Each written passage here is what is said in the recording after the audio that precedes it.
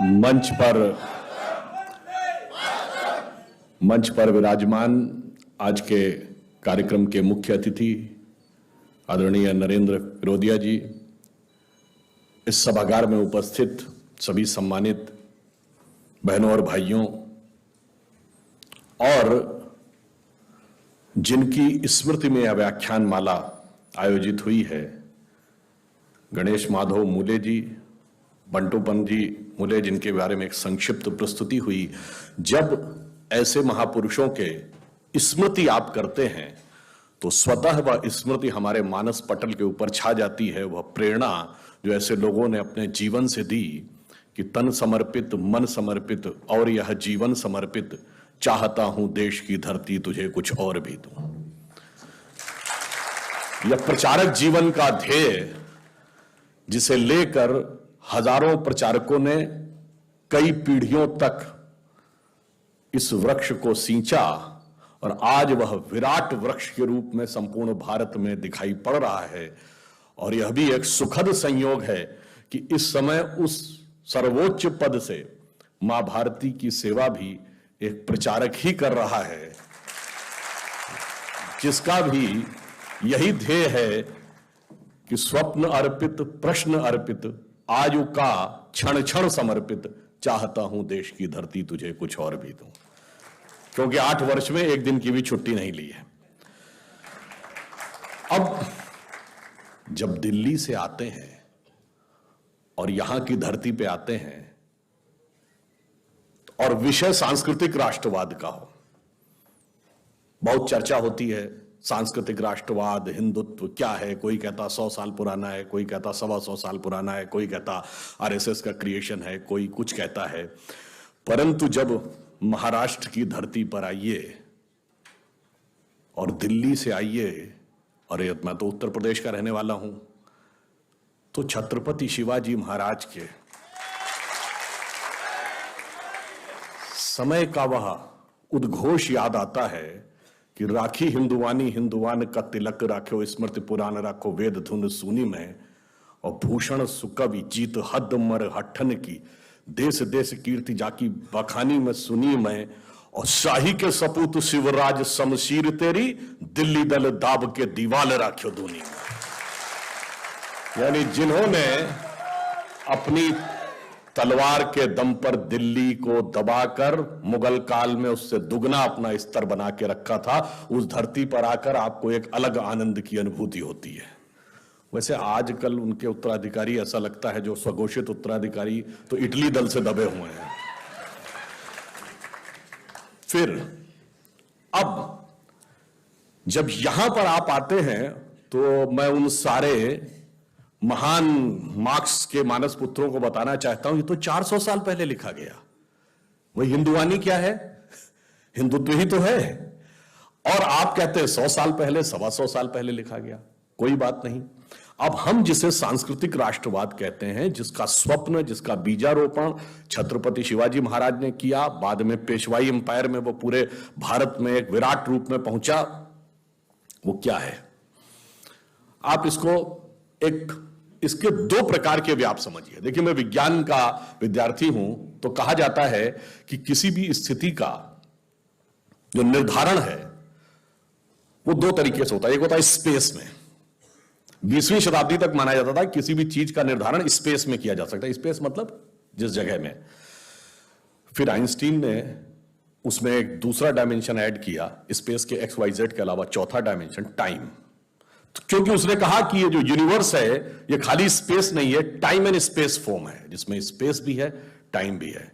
तो जरा आप देखिए कि जिसको हम अपना सांस्कृतिक, जिसको हम अपना राष्ट्रवाद कहते हैं, उसका स्पेस में व्याप क्या है और टाइम में व्याप क्या है। अभी आप सब ने हमको यहां की अधिष्ठात्री देवी महाटा देवी जी का चित्र, उनकी मूर्ति मिली। आप सभी जब इनके मंदिर में जाते होंगे और श्रद्धा से देवी जी के चरणों में अपना मस्तक झुकाते होंगे, तो मस्तक से वह श्रद्धा कहां कहां तक जुड़ती है? वो उत्तर में वैष्णो देवी से जुड़ती है, पूर्व में कामाख्या और त्रिपुर सुंदरी, त्रिपुरा और आसाम से जुड़ती है, दक्षिण में कन्याकुमारी से जुड़ती है, मध्य में विंध्याचल से जुड़ती है, पश्चिम में तो आप हैं ही मुंबा देवी से भी जुड़ती है, और इतना ही नहीं, वो ढाका की ढाकेश्वरी से भी जुड़ती है और बलूचिस्तान की हिंगलाज माता से भी जुड़ती है। यानी राजनीतिक दृष्टि से कोई भी क्षेत्र हमारा कहीं भी चला गया हो, जिस समय हम किसी भी श्रद्धा के सांस्कृतिक प्रतिमान पर या श्रद्धा के सांस्कृतिक दैवीय प्रतिमान पर अपनी श्रद्धा झुकाते हैं, तो उस सब पूरे व्याप में हमारा श्रद्धा का केंद्र जुड़ जाता है। और इतना ही नहीं जुड़ता है, अभी आपने देखा होगा प्रधानमंत्री जी टोक्यो में थे तो उन्होंने एक बात बोली थी, जापान में एक देवी है जिनको कहा जाता बैजिंटीन। वो देवी किसकी है? Goddess of wisdom. उनका आसन क्या है? लोटस। हाथ में क्या है? वीणा। अब कुछ कहने की आवश्यकता है कि वो किसकी प्रतीक है? यह मेरा अनुमान है, शायद बैजेंटीन शब्द वीणा वादनी का ही अपभ्रंश हो। यह तो हुआ सुदूर पूर्व में। अब सुदूर पश्चिम में जाइए, अगर आप में से कुछ लोग अमेरिका की राजधानी वॉशिंगटन गए हों, तो जैसे यहां आप दिल्ली जाइए तो अनेक राज्यों के नाम पे भवन है। महाराष्ट्र सदन है, उत्तर प्रदेश सदन है, मध्य प्रदेश भवन है। वैसे ही वॉशिंगटन डीसी में राज्यों के नाम पे सड़कें हैं, एवेन्यू। तो मैसाचुसेट्स एवेन्यू पे इंडोनेशिया की एम्बेसी है। इंडोनेशिया क्या है? दुनिया का सबसे बड़ा मुस्लिम देश।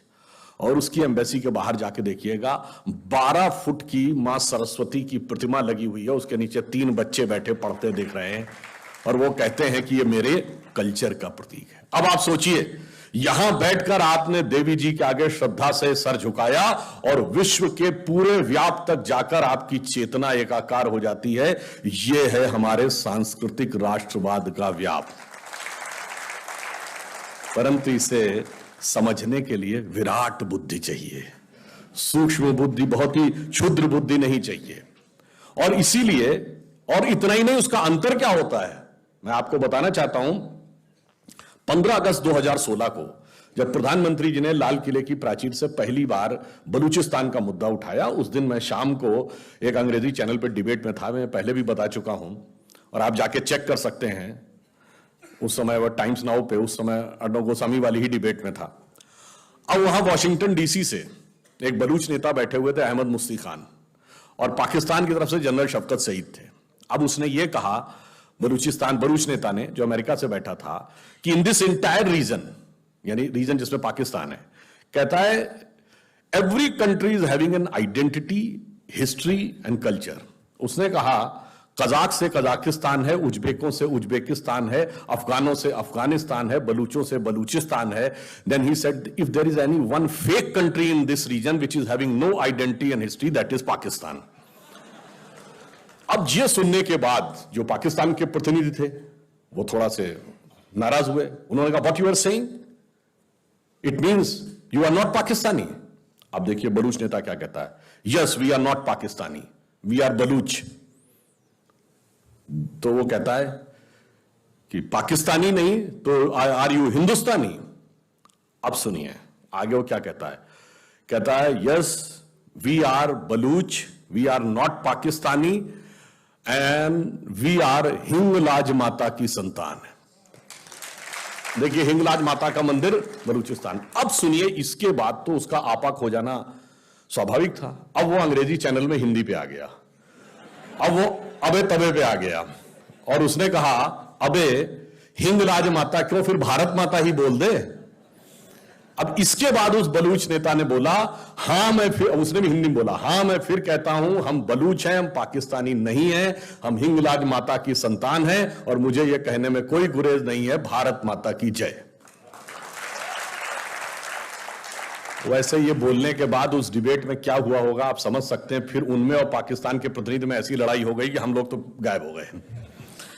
परंतु मैं ये कहना चाहता हूं कि ये ऐसा सूत्र है कि राजनीतिक दृष्टि से वो हिस्सा किसी के भी पास चला जाए, आपकी भावना, संस्कृति और संस्कार से जुड़ा रहता है। इसीलिए जो हमारा कॉन्सेप्ट है पॉलिटिको टेरिटोरियल नेशन, यानी भू राजनीतिक राष्ट्र नहीं, राज्य वो है जो एक जमीन का हिस्सा एक पॉलिटिकल पावर से गवर्न होता है। राष्ट्र वो है जो श्रद्धा के एक केंद्र से गवर्न होता है।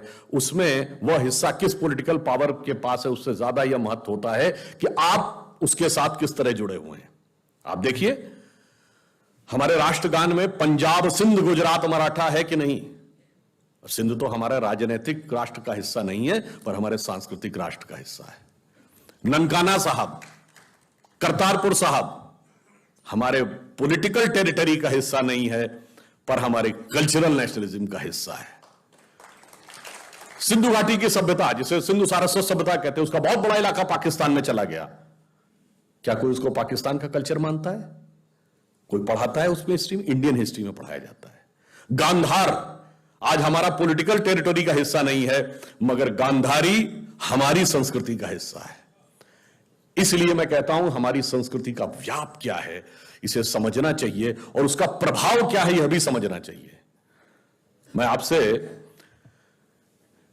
यह पूछना चाहता हूं कि हमारी संस्कृति की महानता जानते क्या है? बाकी दुनिया में जितने धर्म और संस्कृति हैं, उसमें सिर्फ उस धर्म और संस्कृति को मानने वाले उसको मानते हैं। हमारे यहां जो, यदि हिंदू को एक रिलीजन माने, तो हिंदू तो धर्म है, तो जो उसको नहीं भी मानते, यानी उस धर्म के या उस पंथ के या उस पद्धति के अनुयायी नहीं है, वो भी हमारे प्रतीक को अपना मानते हैं। अगर मैं आपसे पूछूं, दुनिया में एक देश बताइए जिसका राजा टाइटल होल्ड करता हो किंग रामा, वो है थाईलैंड, जहां का राजा टाइटल होल्ड करता किंग रामा द 10th। आप सब यहां भगवान गणपति की पूजा करते हैं, कोई एक देश बताइए जिसके नोट के ऊपर गणपति का चित्र हो, तो वो भारत नहीं है, वो है इंडोनेशिया, जो दुनिया का सबसे बड़ा मुस्लिम देश। यदि आपसे पूछूं कि कोई एक देश बताइए जहां की फर्स्ट लेडी आज भी ये मानती हो कि उनकी वंशावली भगवान राम से शुरू होती है, तो वो है साउथ कोरिया, जहां 60% लोग अपने को नास्तिक मानते हैं। हरे रामा हरे कृष्णा मूवमेंट एक दौर में यूरोप में रहा हो, या आज इस्कॉन का मूवमेंट हो, इसमें से कोई भी न भारत सरकार या भारत की किसी भी सरकार के द्वारा समर्थित है, न किसी हिंदू समाज के द्वारा स्पॉन्सर्ड है, परंतु वह पूरे क्रिश्चियन यूरोप से लेके मुस्लिम इंडोनेशिया तक और थाईलैंड से लेके नास्तिक साउथ कोरिया तक सब के सब उस प्रतीकों को मानते हो। तो मैं चुनौती से कहता हूं, कोई दूसरी संस्कृति, धर्म, संप्रदाय बता दीजिए जहां उसको न मानने वाला भी उतनी ही श्रद्धा रखता हो जितना कि आप रखते हैं।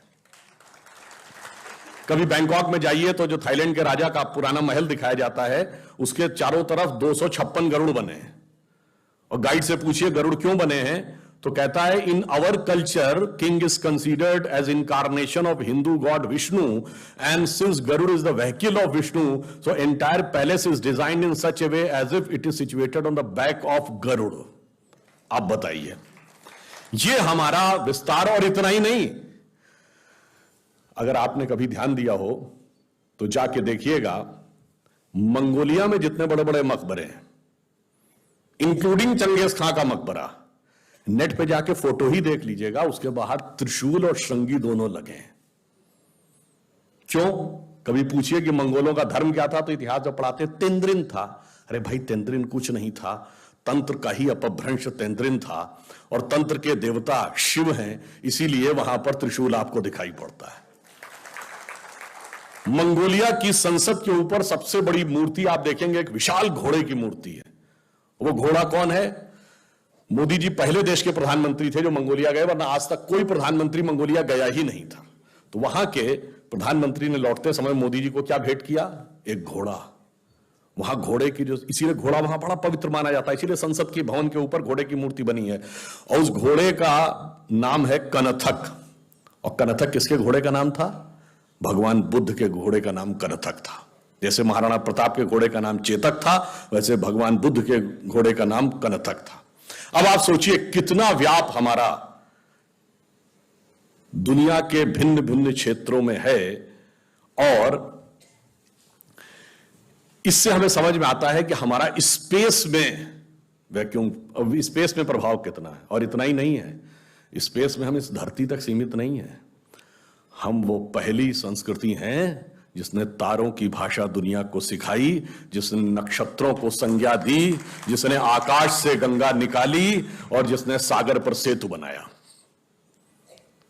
मैं तो यह भी पूछना चाहता हूं मेरे भाई, जिन लोगों को लगता हो कि यह कल्पना है, वैसे तो वो आपके अज्ञान के कारण कल्पना लगती, जैसे बहुत सी चीजें विज्ञान की आज से 100-150 साल पहले कल्पना लगती थी, पर उनसे पूछ लो कि भाई ऐसी कल्पना भी तुम क्यों नहीं कर पाए? उसके लिए भी तो इतनी विराट दृष्टि चाहिए कि आप आकाश गंगा तक सोच सकें। तो इससे आप समझिए कि स्पेस में हमारा विस्तार कहां तक था। अब टाइम पे आइए, अभी 2 महीने पहले हम लोगों ने अपना नववर्ष मनाया, तो अभी क्या चल रहा है? ईस्वी संवत 2021। तो किसी का 2021 चल रहा है, किसी का 1400 से चल रहा है। हमारा वैसे टेक्निकली ही सबसे पुराना है 2071, उससे पहले 5100 से अधिक युधिष्ठिर संवत, और हमारा सबसे पुराना संवत क्या है? ब्रह्म संवत, जो 1,97,40,40,28,000 कुछ 100, मुझे एग्जैक्ट फिगर नहीं याद है, वहां तक 1.97 बिलियन ईयर्स। बाकी दुनिया में कोई भी सभ्यता 1000 से ऊपर नहीं जा पाई। किसी संस्कृति में कहा गया 14,000 साल पहले दुनिया बनी, किसी ने कहा 7,000 साल पहले दुनिया बनी, किसी ने कहा 30,000 साल पहले दुनिया बनी।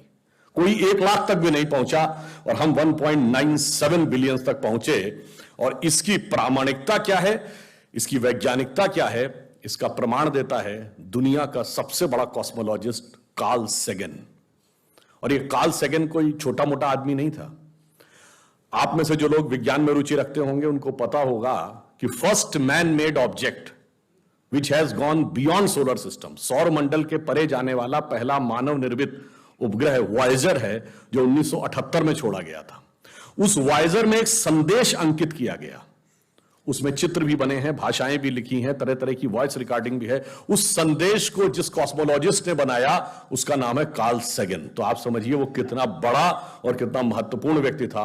और कार्ल सेगन लिखा है, only the ancient cosmological calculations of Hindus matches with the modern scientific calculations because they went to the billions। और आज हम मानते हैं कि 4.5 बिलियन ईयर है अर्थ की आयु, 1.97 बिलियन हमारे यहां मानी गई। कार्ल सेगन कहता है others were not able to even reach 100,000 and Hindus have calculated up to billions। तो अब ये एक वैज्ञानिक कह रहा है कि हमारा टाइम में कितना लंबा व्याप है और स्पेस में कितना लंबा व्याप है। तो आपको यह समझना चाहिए कि जिसे हम सांस्कृतिक राष्ट्रवाद कहते हैं वो कितना गहरा और गंभीर है। अब मैं आपसे कभी पूछूं कि दुनिया में सभी धर्म संस्कृतियां दावा करती हैं कि हमारे पास बिल्कुल अलग विचार है, हमने बड़ा अच्छा विचार दिया है।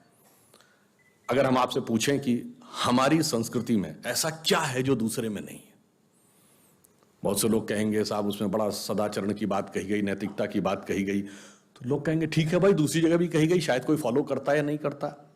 पर मैं अगर आपसे पूछूं कि वो चीज बताइए जो हमारे यहां लिखी और दूसरी जगह लिखी ही नहीं है, वो क्या है?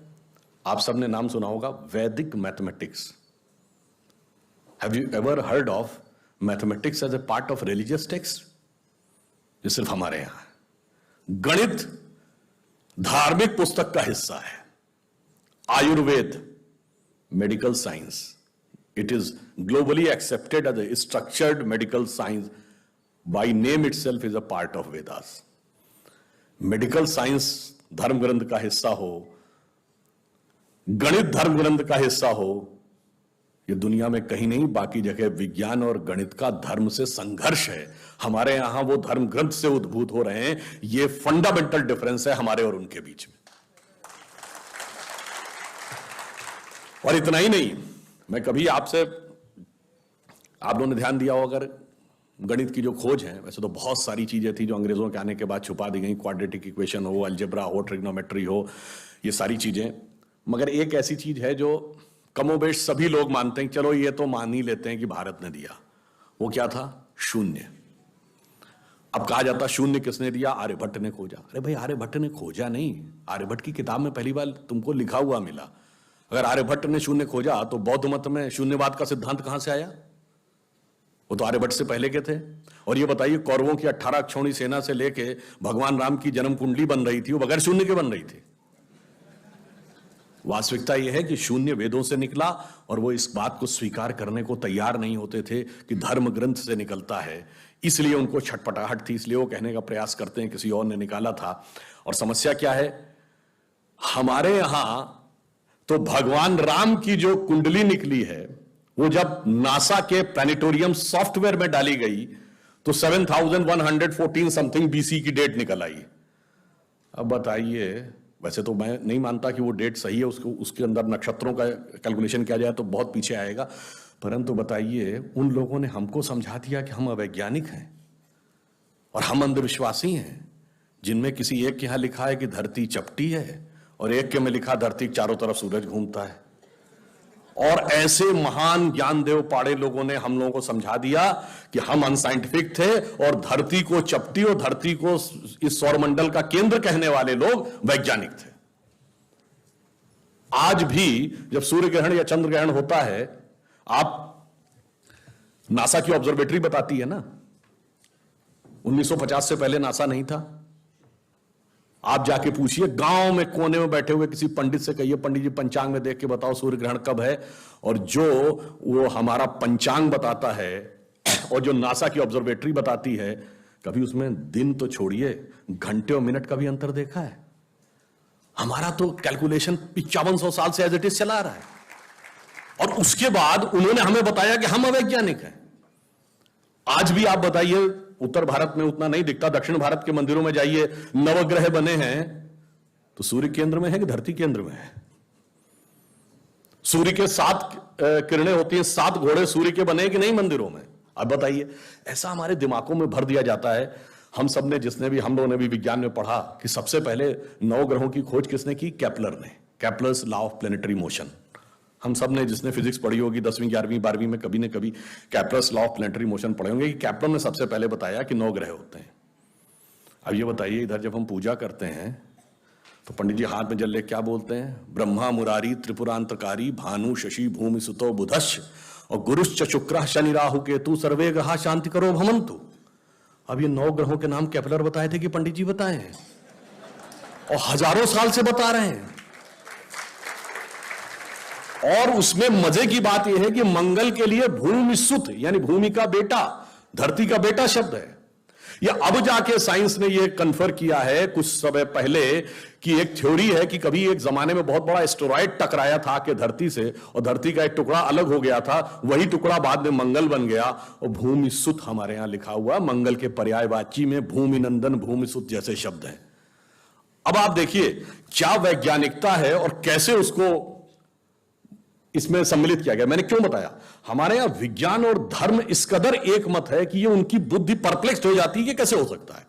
अब मैं शून्य पे आता हूं, हमने शून्य खोजा, मगर महत्वपूर्ण बात है हमने शून्य क्यों खोजा, हम शून्य खोजने में सफल क्यों हुए और वो क्यों नहीं सफल हो पाए।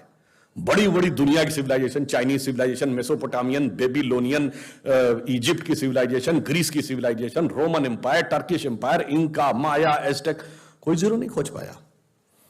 उसका कारण यह है कि जो भी विज्ञान के विद्यार्थी हैं वो शून्य का महत्व समझते हैं।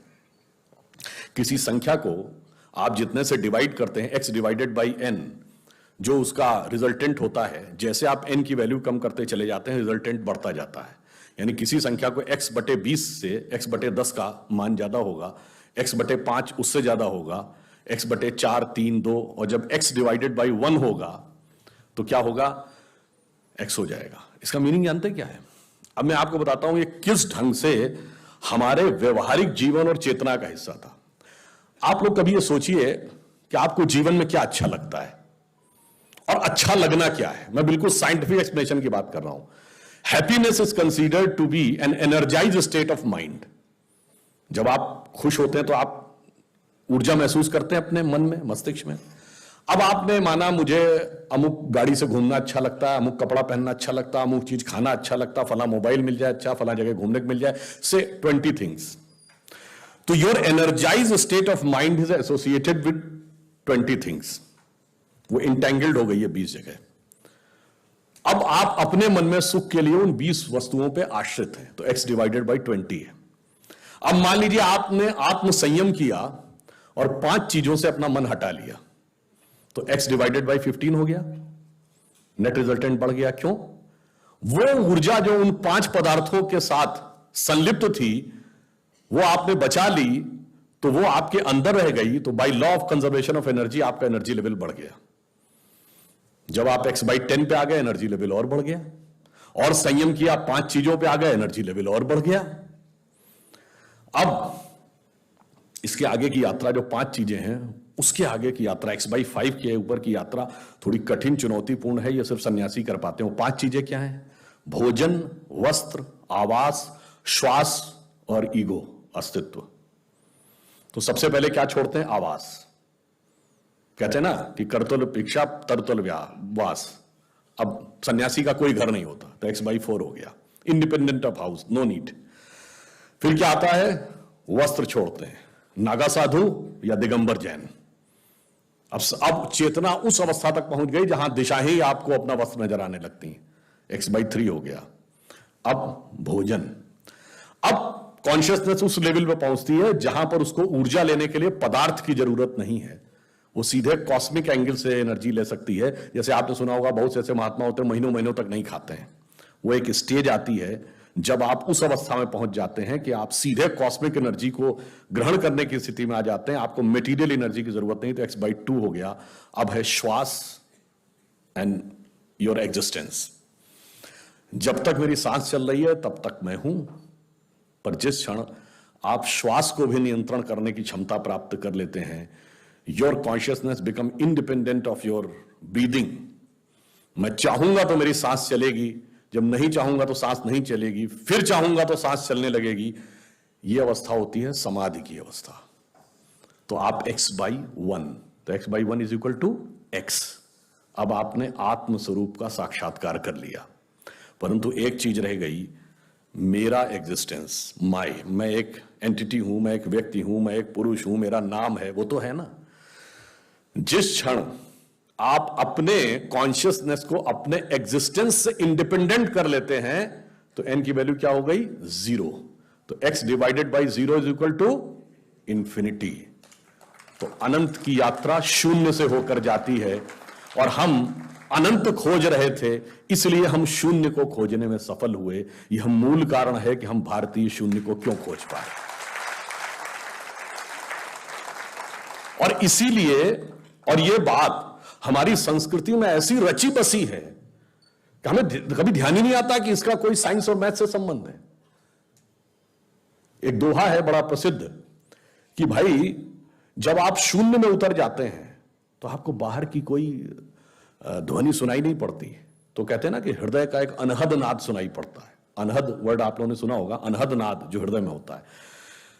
तो हमारे यहां क्या कहा गया? जीवन का लक्ष्य क्या है? कि जात हमारी ब्रह्म है और माता पिता है राम, घर अपनो है शून्य में अनहद में विश्राम। लक्ष्य जीवन का यह था, अनंत तक पहुंचना था, वह मार्ग शून्य से होकर जाता है। यह हमने दुनिया को बताया, यह ज्यादा बड़ी बात है। कैलकुलेशन तो कंप्यूटर भी करके दिखा देगा, मगर शून्य का रास्ता सिर्फ भारत, अनंत का रास्ता शून्य के माध्यम से सिर्फ भारतीय वांग्मय दिखाएगा। अब मैं दूसरी बात कहना चाहता हूं, जो मैंने आपसे कहा कि हमारे किस ढंग से चीजें एक दूसरे में गुथी हुई रहती हैं, हमें समझ में नहीं आता। जैसे आजकल काशी विश्वनाथ का विषय बहुत चल रहा है, तो बहुत से लेफ्ट लिबरल एक्टिविस्ट कहते हैं क्या जरूरत है इसमें, इससे क्या लाभ होने वाला था, काशी में कॉरिडोर बनवा दिया प्रधानमंत्री जी ने, अब आप इसके ऊपर संघर्ष कर रहे हैं, क्या फायदा। तो फिर मैं कहता हूं, जब आप काशी विश्वनाथ में अपना सर श्रद्धा से झुकाते हैं तो अमरनाथ, रामेश्वरम, सोमनाथ, मल्लिकार्जुन से तो आपका श्रद्धा जुड़ता ही है, पशुपतिनाथ काठमांडू से भी जुड़ता है और पाकिस्तान के कटासराज से भी जुड़ता है। और इतना ही नहीं, विश्व की सबसे बड़ी साइंटिफिक खोज 21वीं सदी की जो यूरोप की सन लेबोरेटरी में हुई है, जो हिग्स बोसॉन है, जिसे नॉर्मल भाषा में गॉड पार्टिकल कहते हैं, उसकी लॉबी में जाइए तो तांडव करते हुए शिव की मूर्ति लगी है, नटराज की वह मूर्ति जो तंजावुर में प्राप्त हुई थी। और उसके नीचे ऑस्ट्रियन साइंटिस्ट फिट्जे कैपरा का कोट लिखा हुआ है, जिसने बड़ी फेमस किताब लिखी थी द ताओ ऑफ फिजिक्स, अगर आप लोगों ने वो सुना, इस किताब का नाम सुना हो, उसमें वो कहता है क्यों लगी है वहां पे भगवान शिव की मूर्ति। उसने कहा because the परपीचुअल creation and destruction of universe is like the cosmic dance of Shiva. और वो ऐसे ही नहीं है। देखिए, मैं यह बताना चाहता हूं कि हमारे यहां वो चीजें कैसे जुड़ी। उसने कहा कॉस्मिक डांस ऑफ शिवा, तो क्रिएशन और डिस्ट्रक्शन के देवता शिव ही क्यों माने गए? और शिव की खास बात क्या है कि उनके 3 नेत्र कहे गए हैं, और कहा गया तीसरा नेत्र जब खुलेगा तो संसार भस्म हो जाता है। ठीक, और तीसरा नेत्र खोल के उन्होंने सबसे पहले किसको भस्म किया था? कामदेव को। ये कहानी नहीं है, इसमें बहुत गहरा दार्शनिक तत्व है। देखिए, इस संसार में जो आप वर्ल्डली अफेयर्स में जुड़े रहते हैं, उस वर्ल्डली अफेयर्स में जैसे आप रात में सपना देख रहे होते हैं, तो जब आप स्वप्न देखते हैं तो स्वप्न एकदम आपको रियल नजर आता है कि नहीं? अगर सपने में आपने देख लिया शेर ने आपको पकड़ लिया है, आपकी आंख खुलती तो आप पसीने से लथपथ होते, जबकि आप तो बेड पर पड़े थे। तब आपको समझ में आता है कि ना वहां पे कोई शेर था, ना वहां कोई जंगल था, ना कुछ था, आपकी चेतना भिन्न भिन्न रूपों में थी। जैसे ही आंख खुली स्वप्न भस्म हो गया। वैसे ही इस संसार में, जैसे मैट्रिक्स मूवी में दिखाया गया है, हम जब ज्ञान का चक्षु खुलता है, इसीलिए तीसरा नेत्र यहां पे माना गया है, जब ज्ञान का चक्षु खुलता है तो ये संसार का सारा भ्रम भस्म हो जाता है। और सबसे पहले कामदेव क्यों भस्म होते हैं? यही संसार या प्रकृति के सृजन का सतत मूल कारण है।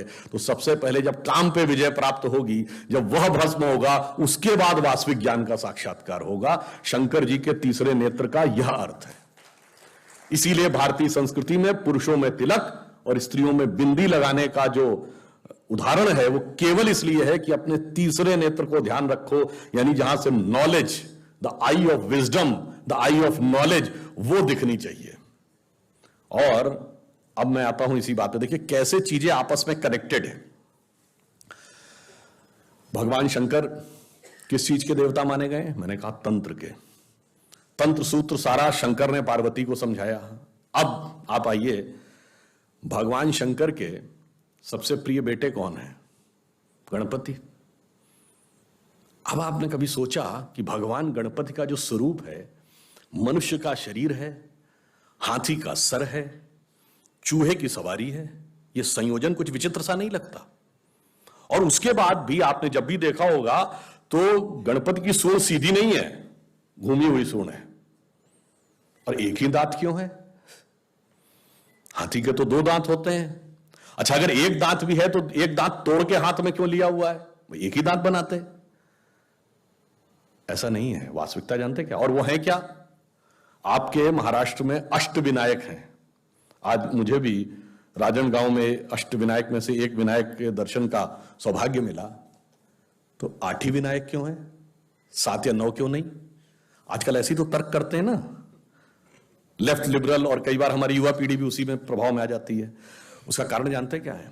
चाहे भगवान शिव हो या भगवान गणेश हो, उनका पूरा का पूरा जो स्वरूप है ना, वो हमारी चेतना के एक बहुत गहन स्वरूप का प्रकटीकरण है।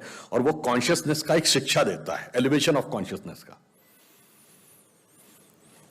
भगवान गणेश जी के 8, जानते हैं अष्टविनायक क्यों है? वो 8 सिद्धियों के देवता है। अणिमा, महिमा, गरिमा, लघिमा, प्राप्ति, प्रकाम्य, ईश्वरत्व, वशिष्ठ, 8 सिद्धियां हैं, इसलिए अष्टविनायक है। हर विनायक का स्वरूप एक एक सिद्धि देता है। और मनुष्य का शरीर और हाथी का सर क्यों है? हाथी के सर में गजमुक्ता होती है। उनका पूरा स्वरूप कुंडलिनी जागरण की प्रक्रिया का अंग है, इसीलिए सूंड उस कुंडलिनी की प्रतीक है। ब्रह्मरंध्र यहां माना गया है, इसीलिए हाथी लिया गया जिसके गजमुक्ता होती है। माना जाता है मस्तक में एक पिनियल ग्लैंड जैसी होती है। और वह सूंड कभी नीचे नहीं है, ऊपर उठी है, क्योंकि सामान्यतः मनुष्य की जो गति होती है वो अधोगामी होती है।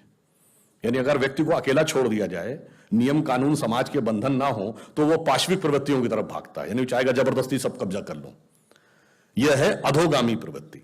पर जब ऊपर की तरफ आते हैं तो वो ऊर्ध्वगामी हो जाती, इसलिए सूर्ण उनकी नीचे की तरफ नहीं, कर्व्ड है, यानी उस अवस्था का प्रतीक है जब आप डाउनवर्ड से अपवर्ड की तरफ जा रहे हैं। और चूहे की सवारी क्यों है? चूहा हमेशा जमीन के नीचे बिल बनाता है, यानी आपको अपनी चेतना के अंदर जाकर बैठना होगा, तब आपको यह शक्तियां क्रमशः प्राप्त होंगी।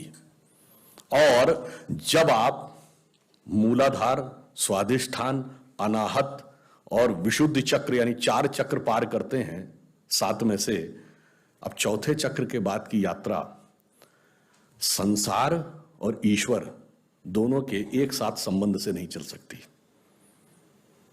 अब एक के साथ संबंध विच्छेद करना पड़ता है, इसीलिए हाथी के 2 दांत हैं, मगर उस स्टेज के आगे की यात्रा एक ही दांत, और वो दांत तोड़ा हुआ है दूसरा, यानी संसार से संबंध विच्छेद। अब आगे द्वैत से नहीं अद्वैत से चलेगा, तब ब्रह्मरंध्र में वह प्राप्त होगा। ये गणपति के इस विराट स्वरूप का दार्शनिक अर्थ है कि क्यों वो 8 की संख्या है, क्यों उन्होंने सूर्ण है, सूर्ण क्यों ऊपर उठी हुई है, यानी वो दर्शाता है कि अगर हमें अपनी चेतना का विस्तार करना है तो हम किस रूप में कर सकते हैं। भगवान ने वह हमें प्रतीक बताया है। अब बताइए, जब 1854 में न्यूयॉर्क हेराल्ड ट्रिब्यून में कार्ल मार्क्स लिखते थे कि the destruction of Indian society is painful but pleasurable also, उन्होंने लिखा था हिंदू जाति चाहे कितनी समृद्ध क्यों ना हो, पर जो नंदी, बैल, बंदर, हनुमान या इनको पूजती है वो इसी लायक थी कि उसके ऊपर हुकूमत की जाए। कोई एलिफेंट गॉड कहता है, कोई मंकी गॉड कहता है। मेरे भाई, वो एलिफेंट गॉड नहीं है, उसके समझने लायक जितनी बड़ी बुद्धि चाहिए वो तुम्हारे पास नहीं है, इसलिए तुम नहीं समझ पा रहे हो कि उस एलिफेंट गॉड का मतलब क्या है। तो हम मूर्ख नहीं थे। कौन मूर्ख था? मार्क्स के पास वो क्षमता नहीं थी कि वो हनुमान जी का अर्थ समझ सकें, शिव जी का अर्थ समझ सकें और गणपति का अर्थ समझ सकें। ये मैंने इसलिए आपको बताया कि ये चीजें किस ढंग से आपस में इंटरकनेक्टेड हैं, कि आपको किसी भी चीज में आगे बढ़ना है तो कहां पे साइंस है और कहां पे संस्कृति है, कहां पे धर्म है, इस बात का कहीं पर हमारे यहां जिसे कहते नहीं कि इंटरडिसिप्लिनरी ट्रांजिशन, जब आप एडवांस स्टेज पे चले आते। अमेरिका में क्या होता है कि आप इंजीनियरिंग में करने के बाद भी मेडिकल में पीएचडी कर सकते हैं। जब आप एक हाईएस्ट नॉलेज के लेवल पे चले जाते हैं तो अब इंटरमीडिएटरी ट्रांजिशन पॉसिबल होता है, वो वहां पर हमारे यहां दिखाई पड़ता है। अब मैं आपको ये बताना चाहता हूं कि ये मैंने सिर्फ एक उदाहरण इसलिए बताया कि कभी कभी हमारे मन में या कई बार मन में संशय रहता, हमें समझ नहीं आता। अभी देखिए, मधुराष्टक बोला जा रहा था, तो आपने कभी सोचा कि हम राधा कृष्ण क्यों कहते हैं? ये सारी चीजें एक ही चीज की प्रतीक बता रही हैं, जो मैंने आपको बताया, शून्य की खोज की। भगवान कृष्ण किसके प्रतीक हैं? कृष्ण का अर्थ क्या होता है? काला। जब आप ध्यान लगाते हैं आपकी आंखों के सामने क्या होता है? काला। तो जब आप गहराई से उसमें उतरते हैं तब आप चेतना की किस अवस्था में पहुंचते हैं? आपकी जो प्रवृत्ति है वो डाउनवर्ड है। आप कभी ध्यान लगाइए तो आपकी प्रवृत्ति हमेशा किसी नेगेटिव चीज की ओर भागेगी या वर्ल्डली चीज की ओर भागेगी। जब आपके मन की धारा जो अधोगामी है, जब आप उसे नियंत्रण करके ऊर्ध्वगामी कर लेंगे, रिवर्स कर लेंगे, तो धारा का रिवर्स क्या है? बस यही राधा कृष्ण का संयोग है। और इसीलिए कई बार आपसे लोग व्यर्थ के प्रश्न पूछते होंगे कि ये 10,000 गोपियां क्यों थी भगवान कृष्ण के? उनसे कहिए 10,000 नहीं थी, 16,108 थी, क्योंकि 16,108 वेद में ऋचाओं की संख्या है।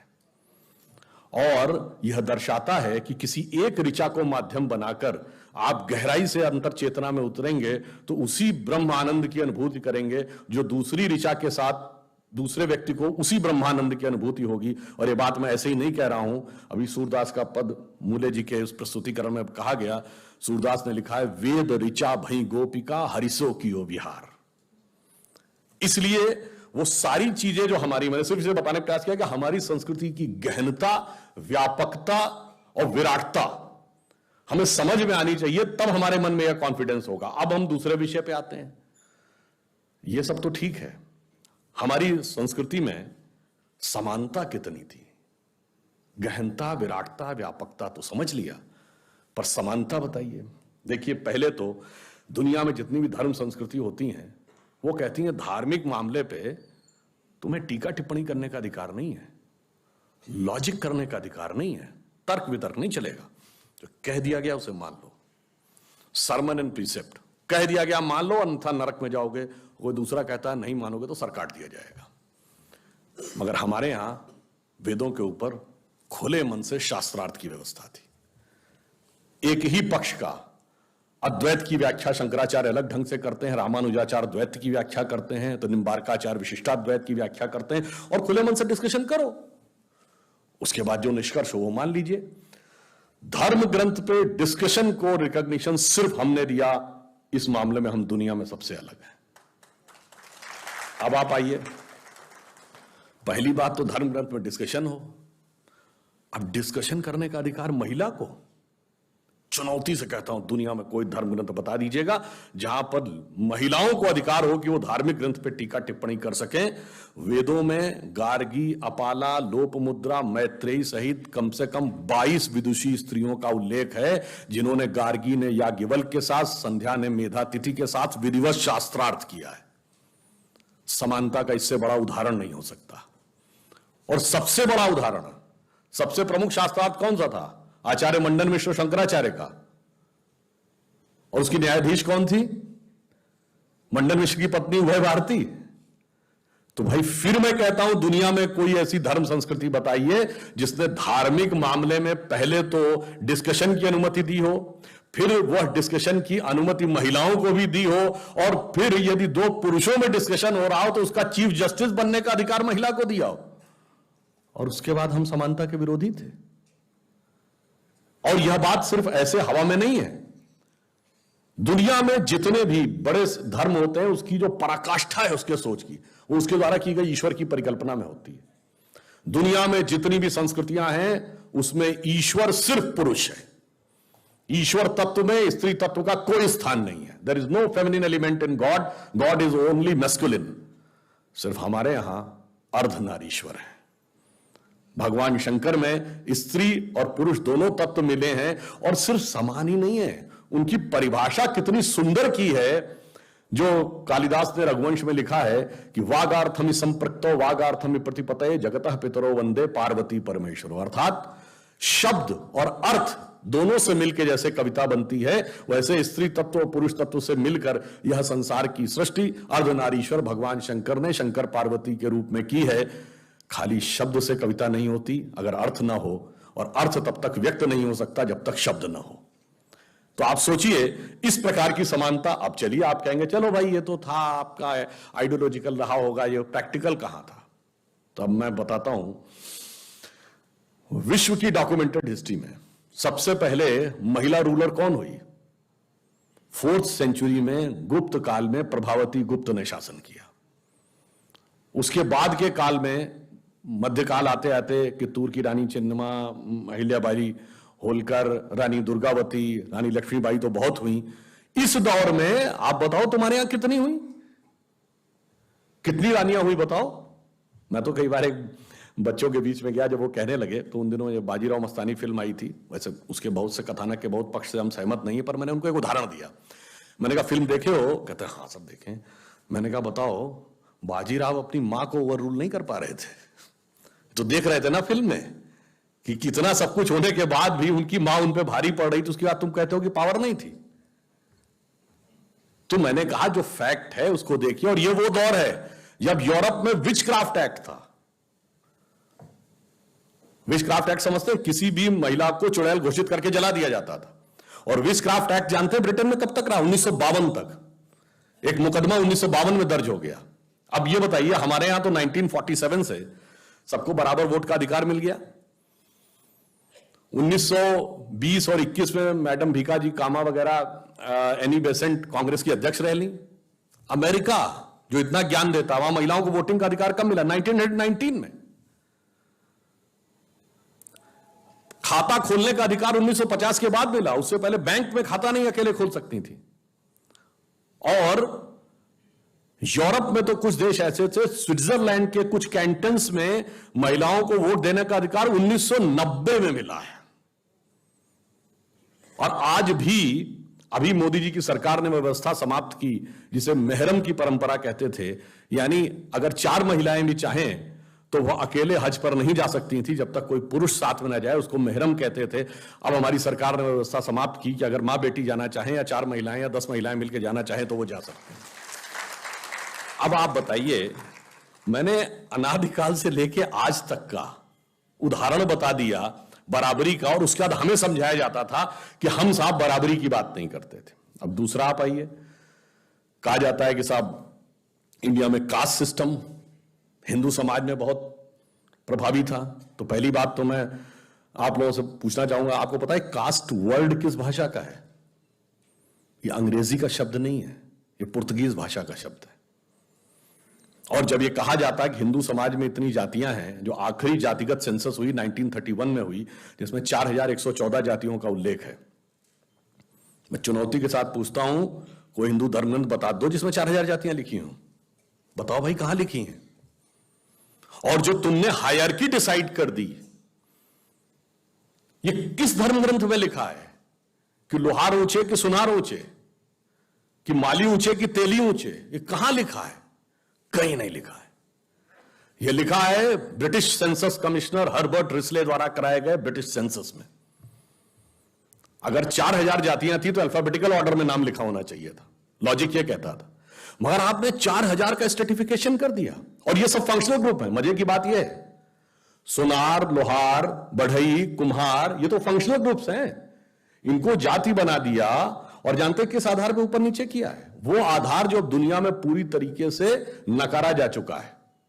क्या? जिनकी आंख ऐसी हो तो वो ऊंचे हैं, जिनके नाक ऐसी हो तो वो ऊंचे हैं, जिनकी ठोड़ी ऐसी हो, कंधा ऐसा हो, रंग।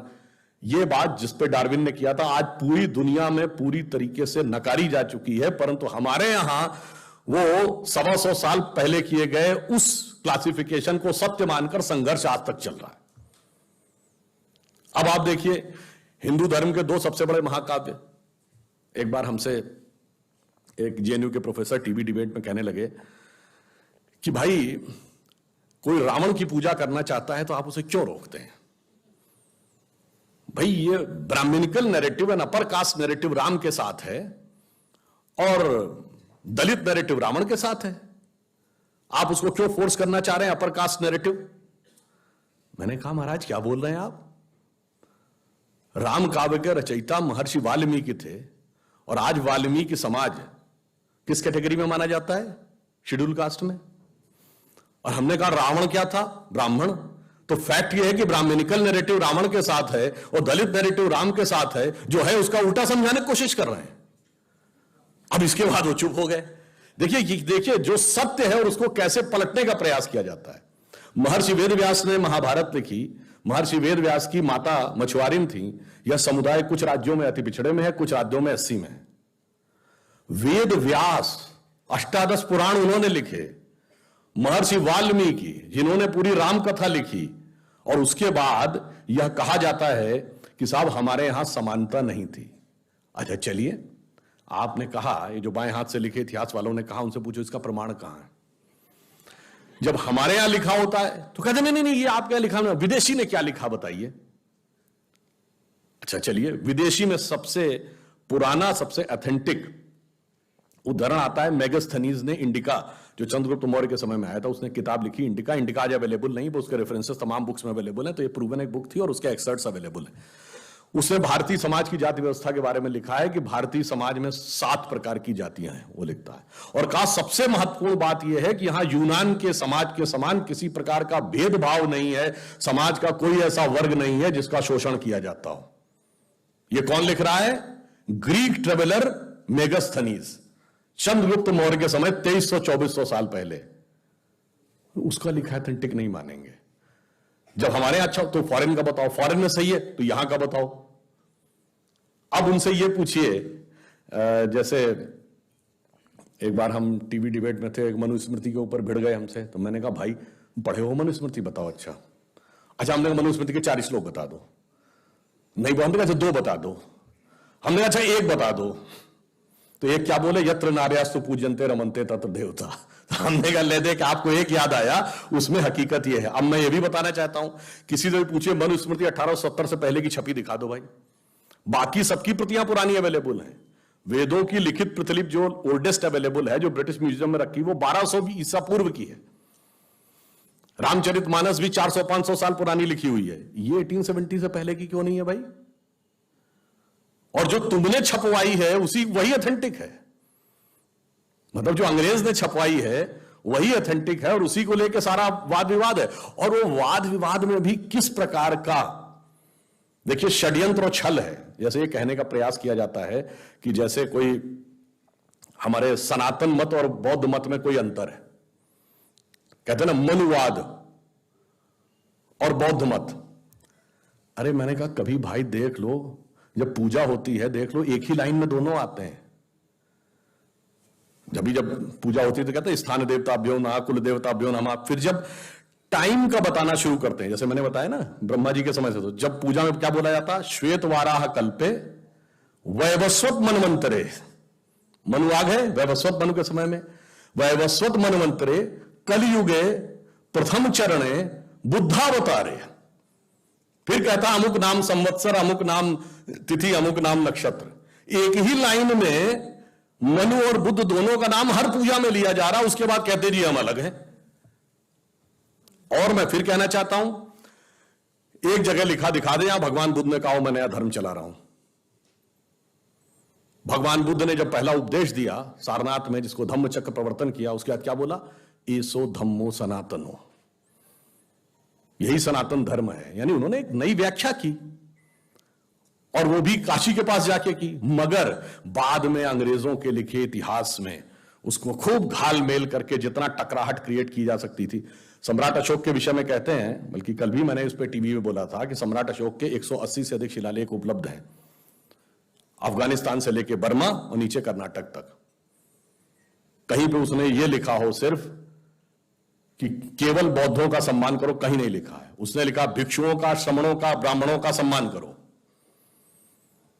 अरे भाई अशोक ने कहां लिखा मैं बौद्ध हूं, ये बता दो, एक जगह लिखा दिखा दीजिए। कोई भेद ही नहीं था, सबको समान रूप से मानते थे।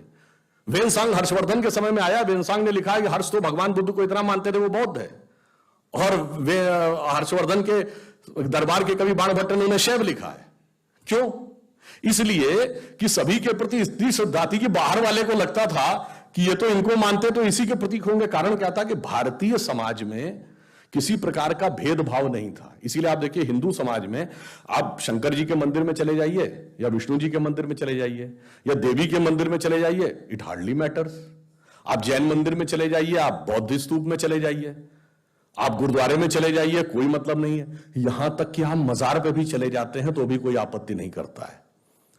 प्रॉब्लम है सीमेटिक रिलीजन्स में, कि अगर आप चर्च में गए तो आप मस्जिद में नहीं जा सकते, मस्जिद में गए तो अगर आप चर्च में गए तो आप धर्म से बाहर हो जाएंगे। ये जो सीमेटिक थॉट था रिलीजन का, उसको जब सुपर इंपोज करने की कोशिश की गई हमारे व्यापक उस पर, तो शायद मैं ये भी मानता हूं उनसे गलती हो गई होगी समझने में।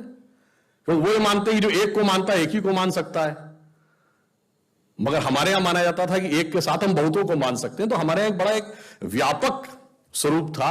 उस व्यापक स्वरूप को कई बार समझने में गलती, और समझने के बाद कुछ जगहों पे गलती और कुछ जगहों पे बहुत जानबूझकर जो षड्यंत्र रचने का प्रयास किया जाता है वह था। और इसके बाद अब मैं आपको, ये तो चलिए हुआ सांस्कृतिक बात, अब एक यथार्थ व्यवहारिक बात बता देता हूं। आपसे पूछूं आज से 200 साल पहले भारत में साक्षरता दर क्या थी? 97% के आसपास। और ये किसका डाटा है? हमारा डाटा नहीं है। 1812 में ब्रिटिश हाउस ऑफ कॉमन्स में जो रिपोर्ट सबमिट की गई है, विलियम एडम्स की report, Bengal presidency, Thomas Munro की रिपोर्ट मद्रास प्रेसिडेंसी, और विटनर की रिपोर्ट पंजाब की, उसमें लिखा भारत के हर गांव में एक स्कूल है। हर गांव में एक स्कूल है। और स्कूल ऐसे नहीं लिखे गए कि कोई एक, जैसे कहते हैं, एक सैंपल सर्वे कर लिया गया। हर कलेक्टर को यह कहा गया कि आप पर्सनली एक एक गांव के स्कूल के छात्रों की संख्या को कैलकुलेट करके रिपोर्ट देंगे। तो रिपोर्ट इतनी डिटेल्ड है कि इस स्कूल में 13 छात्र हैं, उसमें 23 छात्र हैं, उसमें 32 छात्र हैं, इसमें 19 छात्र हैं। यहां तक कि मद्रास प्रेसिडेंसी में छात्रों का जातिवार ब्यौरा भी है कि किस जाति के कितने छात्र हैं। किस जाति के कितने शिक्षक हैं विलियम एडम्स की रिपोर्ट में है। सब जातियों के हैं, जिनको आज आप लोअर कास्ट कहते हैं उन सब के शिक्षक हैं। ये बाकायदा ब्रिटिश पार्लियामेंट को सबमिटेड डॉक्यूमेंट है 1812 में, जिसमें एक रिपोर्ट मैंने खुद देखी है। वो चेंगलपुट डिस्ट्रिक्ट के डिस्ट्रिक्ट मजिस्ट्रेट ने 3 अप्रैल 1823 को chairman board of revenue presidency of Madras को भेजी हुई है, जिसमें उसने लिखा कि मेरे तालुके में 561 गांव में 561 स्कूल हैं। और उसमें भी एक और बात है, जैसे मद्रास प्रेसिडेंसी की रिपोर्ट लिखी हुई है कि इंग्लैंड की आबादी उस समय लगभग 1 करोड़ थी और 1 करोड़ 26 लाख थी मद्रास प्रेसिडेंसी की आबादी, यानी जिसमें आज का लगभग पूरा दक्षिण भारत आता है। और वो लिखता है कि उसके बावजूद सन 1800 के आसपास मद्रास प्रेसिडेंसी में इंग्लैंड से 3 गुना स्कूल हैं। और वो कब हैं? जब हमारे यहां के गुरुकुलों को उन्होंने स्कूल में काउंट नहीं किया। इन्होंने कहा ये कुछ अलग टाइप के स्कूल हैं जहां पर कि एक ही टीचर के साथ 10-12 बच्चे लगातार रहते हैं, तो रिलीजियस टीचिंग पढ़ते हैं, उसको हम नहीं मानेंगे। जहां मैथ साइंस व्यवहारिक चीजें पढ़ाई जा रही उसको हम स्कूल मानेंगे। और अपने यहां क्या किया, संडे चर्च प्रेयर के बाद जो 2 घंटे का स्कूल लगता था वंस इन ए वीक, उसको भी स्कूल माना। तब हमारे उनसे 3 गुने ज्यादा थे। और ये बात ऐसे नहीं, ये सब ब्रिटिश आर्काइव्स लंदन में लिखा हुआ है। और ये बात मैं ऐसे ही नहीं बोल रहा हूं, अगर किसी को आपत्ति है तो मैं चुनौती के साथ कह रहा हूं, ये बात 1929 में जब राउंड टेबल कॉन्फ्रेंस में गए हैं तो रॉयल सोसाइटी लंदन में महात्मा गांधी ने बोली है। और उसके बाद वहां सर फिलिप हॉटॉक थे, वो भिड़ गए इस बात पे। महात्मा गांधी ने लिखा कि 100 साल पहले भारत की शिक्षा व्यवस्था बहुत अच्छी थी, it was a beautiful tree, जिसको कि अंग्रेजों ने कुरेद कर नष्ट कर दिया। अब वो भिड़ गए, नहीं आप ऐसे कैसे कर सकते हैं। खूब डिस्कशन हुआ, उन्होंने गांधी जी का इंटरव्यू लिया। उसके बाद गांधी जी ने कहा मैं आपको इसका, उन्होंने कहा मुझे इसका वो चाहिए डॉक्यूमेंट्री एविडेंस। गांधी जी ने कहा डॉक्यूमेंट्री एविडेंस देंगे। फिर जब वो यहां वर्धा जेल में थे, उनके बाद फिर लेटर आया, वो बीजे नहीं साहब हमें डॉक्यूमेंट्री एविडेंस चाहिए। तो उन्होंने कहा मैं जेल में हूं, मिस्टर केटी शाह इसका जवाब देंगे। केटी शाह बाद में कॉन्स्टिट्यूएंट असेंबली के मेंबर रहे। केटी शाह ने दोनों रिपोर्ट कोट करके दी। उसके बाद चौंक तो गए फिलिप हॉटॉक, मगर फिर भी वो मानने को तैयार नहीं थे। उसके बाद 1939 में कैलकाटा यूनिवर्सिटी ने ये पूरी की पूरी विलियम एडम्स और थॉमस मुनरो की रिपोर्ट दोबारा प्रकाशित की। उसके बाद फिलिप हॉटॉक ने चिट्ठियां देना बंद कर दिया। और स्वतंत्रता के बाद, इसीलिए आपने नाम सुना होगा, प्रख्यात लेखक धर्मपाल थे, उन्होंने 7-8 साल जाके लंदन में रिसर्च करके सारे डॉक्यूमेंट निकाले जो भारत में नहीं थे। और गांधी जी का ही जवाब देने के लिए गांधीवादी ने किताब लिखी द ब्यूटीफुल ट्री। और अफसोस कि नेहरू के जमाने में नेहरू का विरोध करने के लिए वो जेल चले गए। और उसके बाद ये भारत के पाठ्यक्रम में होना चाहिए था, मगर फिर जो लेफ्टिस्टों का षड्यंत्र आया लेट 60s और अर्ली 70s में, ये सारी चीजें सिस्टमेटिक ढंग से गायब कर दी गई। और उसमें क्या षड्यंत्र था, आज वो सारे फैक्ट्स अवेलेबल हैं, आप लोग जाकर चेक कर सकते हैं। Mitrokhin's archive, KGB in the world part 2 पढ़ लीजिए, भारत के साथ क्या हो रहा था 60 के दशक के अंत या 70 के दशक में। एक रशियन केजीबी का एजेंट था यूरी बेजमेनेव, जो 70 के दशक में भारत में पत्रकार बनकर रहता था। उसने लिखा है कि कैसे भारतीय संस्कृति को तोड़ने का बाकायदा एजेंडा दिया गया था। और उसने कहा था वो एजेंडा देने के लिए हमें उसको स्टडी करना था, मैंने स्टडी की तो मैं उसका मुरीद हो गया। और ये मेरे लिए इतनी खतरनाक बात थी कि अगर ये बात लीक हो जाती तो मुझे तुरंत निपटा दिया जाता। और उसने ये लिखा है कि हमारा एक एजेंडा था, उसने वर्ड्स यूज किए हैं, first stage 15 to 20 years stage of demoralisation. पहले डिमोरलाइज करो सोसाइटी को, तुम्हारी हर चीज गलत, तुम्हारी संस्कृति गलत, तुम्हारा धर्म गलत, तुम्हारी व्यवस्था गलत, तुम्हारा विचार गलत। जब डिमोरलाइजेशन कंप्लीट हो जाए तो second stage stage of destabilisation. अब जगह जगह आंदोलन खड़े करो उन्हीं मुद्दों को लेके, जो थे ही नहीं उन मुद्दों को खड़ा कर दो आंदोलन में। और जब वो आंदोलन सक्सेसफुल होने लगे तो third stage is stage of revolution. अब उनको हिंसक आंदोलनों का रूप देना शुरू कर दो। And fourth stage is stage of normalisation, उसने कहा है। और फिर उसने कहा अब तो सारी बातें हैं कि भारत का इंटेलेक्चुअल संस्थान, भारत का मीडिया में कैसे लोग थे, जुडिशरी में कैसे था, सरकार में कैसा था, कांग्रेस पार्टी के अंदर उनकी क्या क्या दखल थी। और इसीलिए मैंने बात पहले भी कई बार कही, 1970 के बाद से एक पिछले 50 साल की मूवी बताइएगा जिसमें भगवा वस्त्रधारी को पॉजिटिव रोल में दिखाया गया हो। भगवा वस्त्रधारी छोड़िए, कंठी माला पहने हुए व्यक्ति, धोती कुर्ता पहने व्यक्ति, टीका लगाए व्यक्ति पॉजिटिव रोल में दिखता हो। भाषाई आधार पर मैं कहता हूं शुद्ध संस्कृतनिष्ठ हिंदी बोलने वाला कैरेक्टर या तो विलेन होगा या कॉमेडियन होगा। कभी आपका ध्यान ही नहीं गया होगा इसकी तरफ। जैसे ये बात मैंने पहले भी एक बार बोली थी, शायद आप लोगों ने उसमें कभी वीडियो देखा हो। विनोद खन्ना जी का देहांत हो गया। बहुत पुरानी उनकी एक फिल्म थी ना, जिसका गाना था, प्रिय प्राणेश्वरी यदि आप हमें आदेश करें तो प्रेम का हम श्री गणेश करें। इसमें कौन सी हंसने वाली बात थी, मगर उसका पूरा चित्रण एक कॉमेडी के रूप में किया गया। शुद्ध हिंदी बोलना, संस्कृतनिष्ठ भाषा बोलना कॉमेडी का पात्र है। और इब्तिदाई इश्क में हम सारी रात जागे, अल्लाह जाने क्या होगा आगे, ये अच्छा गाना था। अगर हमें टफ इंग्लिश या टफ उर्दू के वर्ड आए तो हम इंफीरियरिटी कॉम्प्लेक्स में आ जाते हैं कि हमें नहीं पता, हमें सीखना चाहिए। और जरा सी शुद्ध हिंदी बोल दी जाए तो हम उसके ऊपर चढ़ जाते हैं, क्यों भाई ऐसी शुद्ध हिंदी क्यों बोल रहे हो, साधारण बोलो, हिंदुस्तानी बोलो। ये सब हमारे दिमागों में भरा गया। और ये मैं आपसे कैसे बताना चाहता हूं, इसको कभी आप गौर करिएगा। 57 की मूवी है मदर इंडिया। उसका जो विलन है कन्हैया लाल, जो फिल्म में सुखी लाला बना है, वो जिस सीन पे नरगिस रेप अटेम्प्ट कर रहा है उससे पहले देवी जी की आरती कर रहा है। 1985 की मूवी है राम तेरी गंगा मैली। उसमें जब वो हीरोइन जाती है और बनारस के घाट पर एक पंडित जी से वो मांगती है मदद, तो उसको घर ले जाते हैं और उस पर रेप का अटेम्प्ट करते हैं और उसके बाद ओम नमः शिवाय बोलते हैं। 2010 की मूवी है दबंग, जिसका विलन है छेदी सिंह। वो जब चुलबुल पांडे को मारने का हुक्म देता है तो उससे पहले हनुमान जी की मूर्ति के सामने दंड बैठक कर रहा है। कभी आपने सोचा कि एजेंडा क्या था और कैसे हमारे सबकॉन्शियस माइंड में भरा जा रहा है, और कैसे हमारे ऊपर इंपोज कर दिया जाता है, और भाषा से अंतर क्या पड़ता है। जैसे आप सब ने ये बात सुनी होगी, everything is fair in love and war, सुना है ना। और इसका जब अनुवाद करते हैं तो जंग और इश्क में सब कुछ जायज है। एक इंग्लिश है, एक उर्दू है, पर किसी संस्कृत, हिंदी या भारतीय भाषा में आपने सुना है कि युद्ध और प्रेम में सब कुछ उचित है? कभी नहीं सुना होगा, क्योंकि हमारी संस्कृति में उचित नहीं है। युद्ध का एक धर्म है और प्रेम का एक समर्पण है। अगर आप ये कह देंगे जो कहते थे everything is fair and love and वार, तो वहां आतंकवाद भी होने लगा, क्योंकि फिर वो भी जायज है। और जो कहते हैं कि लव में सब कुछ जायज है, तो फिर एसिड भी फेंका जाने लगा। इसलिए जब आप भाषा छोड़ते हैं तो आप वो संस्कृति छोड़ते हैं, और वो आपके मानस पर कैसा प्रभाव डालती है आपको पता ही नहीं लगता। इसीलिए मैं कहता हूं, फिल्मों में पहले उर्दू मिक्स हिंदी बोलता था कोई नायक, अब जो है इंग्लिश मिक्स हिंदी बोलने लगा। वो हमारे दिमागों पर क्या असर डालती है ये हमें समझ में नहीं आता है।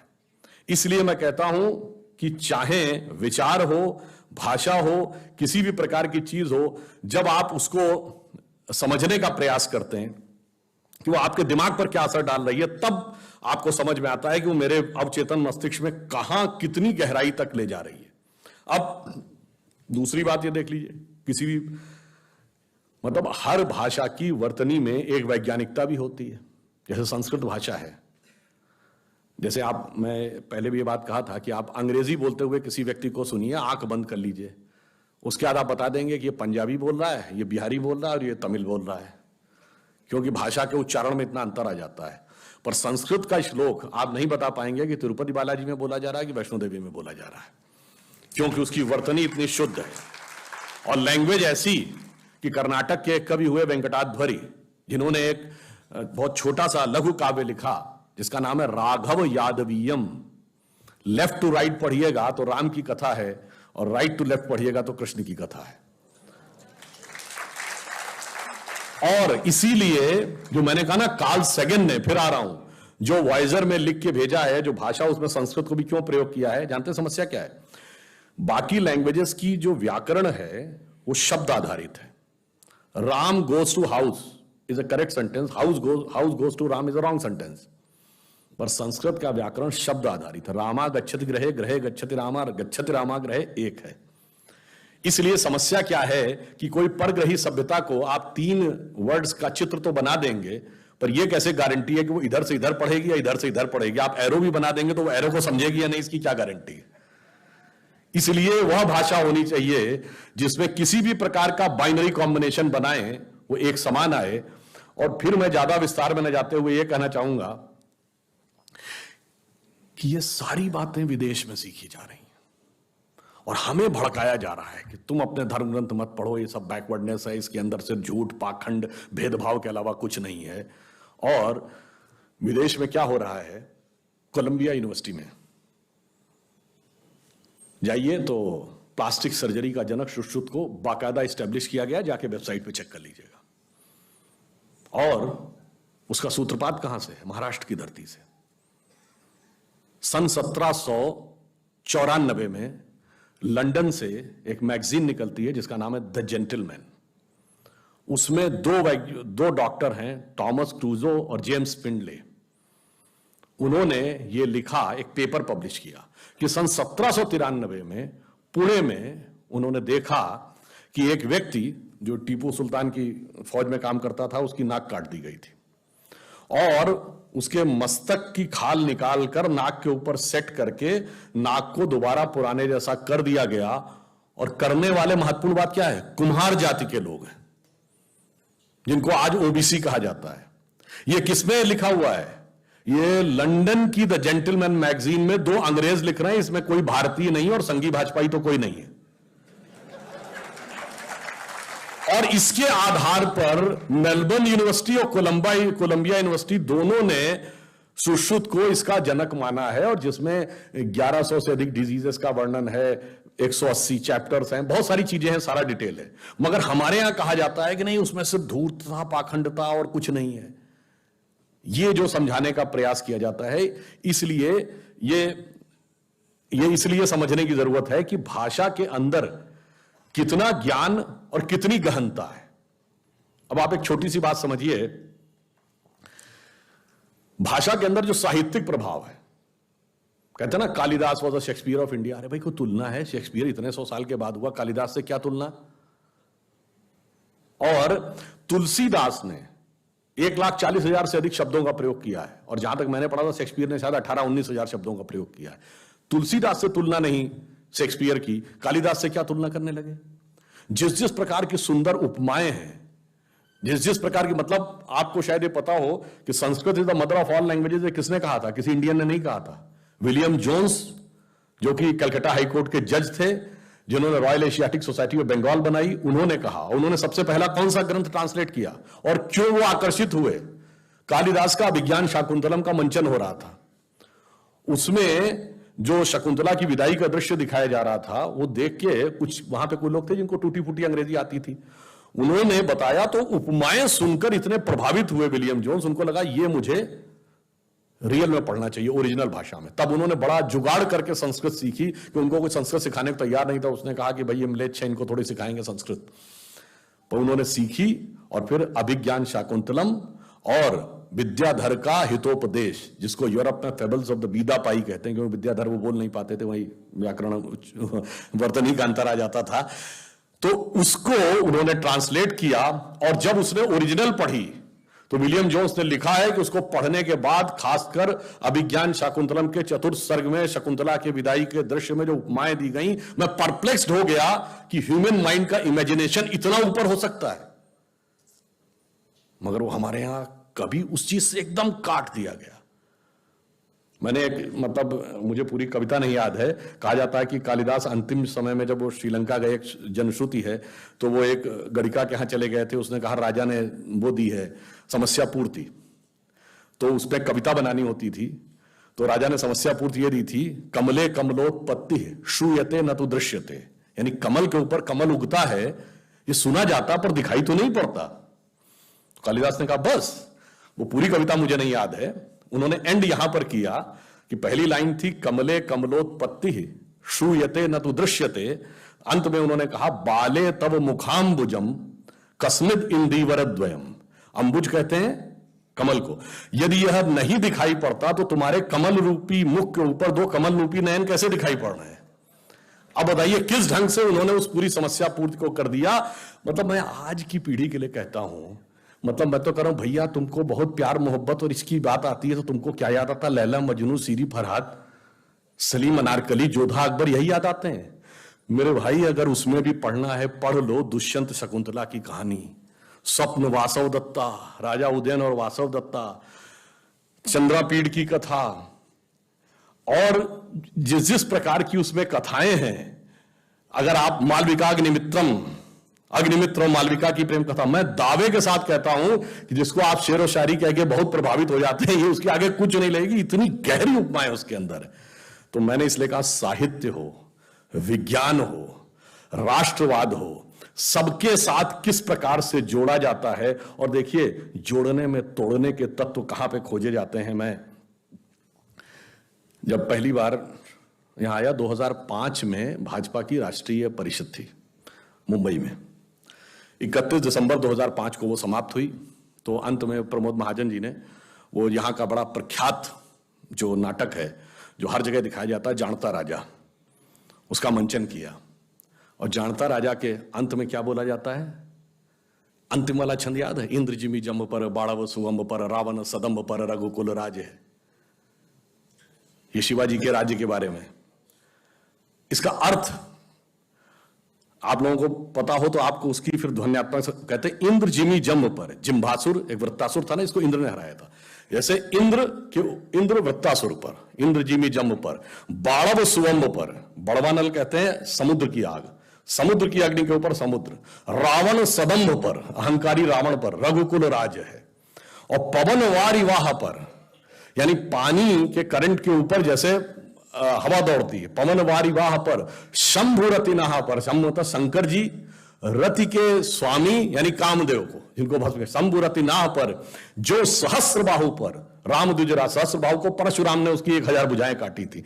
द्विजराम यानी ब्राह्मण राम, जो सहस्र बाहु पर राम द्विजराज है। और दावा द्रुम दंड पर, दावानल कहते हैं जंगल की अग्नि को, और जंगल की अग्नि सबसे प्रखर तब होती है जब वो बांस के जंगलों में लगती है। द्रुम दंड को कड़कड़ करती हुई पूरी अग्नि फैलती चली जाती है। दावा द्रुम दंड पर, भूषण बितुंड पर जैसे मृगराज है, जैसे हिरणों के झुंड के ऊपर सिंह है। और कान्ह जिमी कंस पर, ये तो समझ में आ ही रहा होगा, तेज तम अंश पर, और त्यो मिलेच्छ वंश पर शेर शिवराज है। ये लिखा गया है अवधि में, सुनाया जाता है मराठी के नाटक में, और प्रेरणा देता है राष्ट्रवाद की।